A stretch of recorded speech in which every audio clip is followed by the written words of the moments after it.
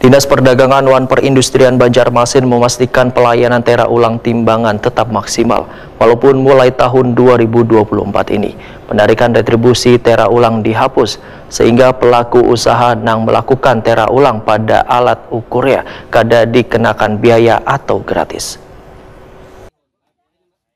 Dinas Perdagangan wan Perindustrian Banjarmasin memastikan pelayanan tera ulang timbangan tetap maksimal walaupun mulai tahun 2024 ini penarikan retribusi tera ulang dihapus, sehingga pelaku usaha yang melakukan tera ulang pada alat ukurnya kada dikenakan biaya atau gratis. Demikian diperintahkan Kabid Kemeteorologian Disperdagen Banjarmasin, Kusmairini, wae takuni Prima TV tengah hari Senin 27 Mei 2024.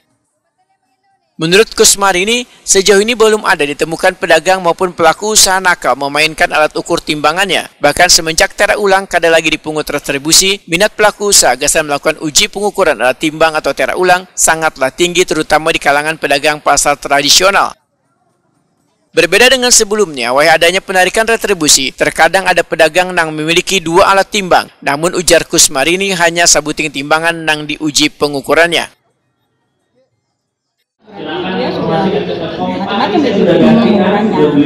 Kalau di tingkat pedagang ada temuan Bu selama ini, ada yang melapor gitu? Belum ada sih.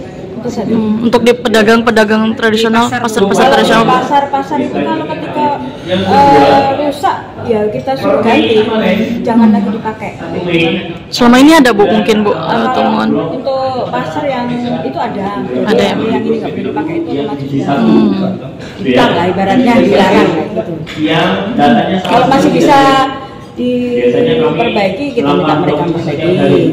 Kalau masih sedikit-sedikit aja kita sesuaikan dengan anggota kami. Kan ibaratnya kalau mamanya timbang jajulnya itu ya anak timbangan itu bisa ada kita justir. Nah maksudnya dikasih timah gitu loh, sedikit untuk memberatkan supaya dia nggak terlalu ringan atau tidak sesuai dengan standar kami. Kusmarini berharap pelaku usaha terus melakukan uji pengukuran alat timbang atau tera ulang sesuai dengan batas waktunya supaya alat ukur tersebut bisa sesuai dengan aturan yang berlaku.